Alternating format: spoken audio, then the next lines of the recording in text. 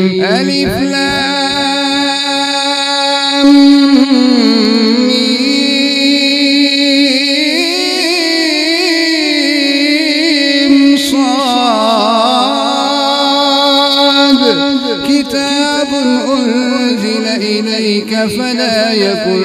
في صدرك حرج منه لتنذر به وذكرى للمؤمنين اتبعوا ما أنزل إليكم من ربكم ولا تتبعوا من دونه أولياء قليلا ما تذكرون من قرية أهلكناها فجاءها بأسنا بياتا أو هم قائلون فما كان دعواهم إذ جاءهم بأسنا إلا أن قالوا إنا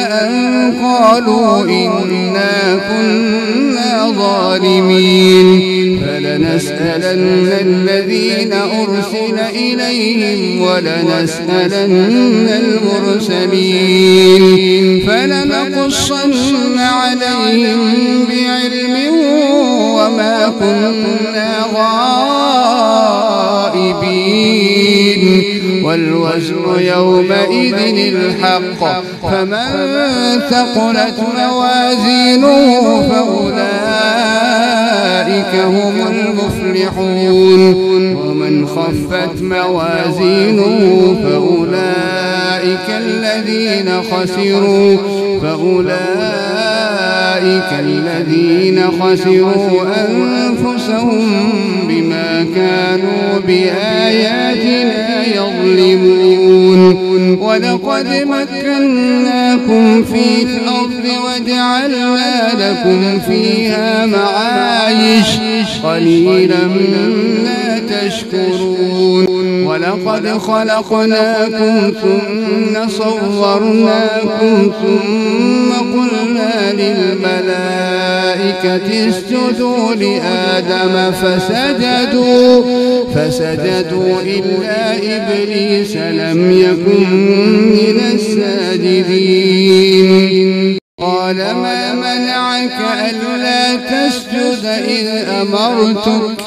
قال أنا خير منه خلقتني من نار وخلقته من طين قال فاهبط منها فما يكون لك أن تتكبر فيها فاخرج إنك من الصاغرين قال أنظرني إلى يوم يبعثون قال إنك من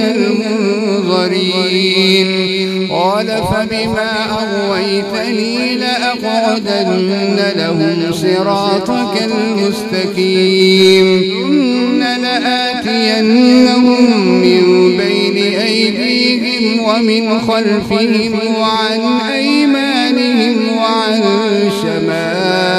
شمائلهم ولا تجد أكثرهم شاكرين قال اخرج منها ملؤوما مدحورا لمن تبعك منهم لأملأن جهنم منكم أجمعين ويا آدم اسكن أنت وزوجك الجنة فكلا من حيث شئتما ولا تقربا هذه الشجرة فتكونا من الظالمين فوسوس لهما الشيطان ليبدي لهما ما وري عنهما من سوآتهما وقال ما نهاكما ربكما عن هذه الشجرة إلا أن تكونا ملكين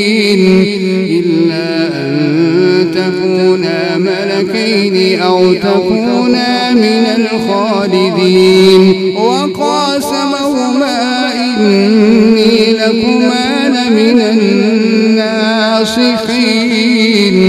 فدلاهما بغرور فلما ذاقا الشجرة بدت لهما سوآتهما وطفقا يخصفان عليهما من